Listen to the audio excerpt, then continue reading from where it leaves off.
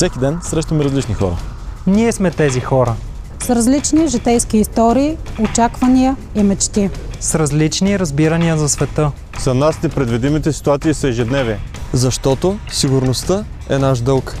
Ние се борим за вашето спокойствие. Гарантираме реда и сигурността. Защото това е нашето призвание. Добрата дума е вашето благодаря. А понякога и само усмивката е достатъчна. Когато ви помагаме, винаги оставяме част от себе си с вас. Понякога това е нашата смелост. Понякога е сънят ни. Понякога е и усмивката ни.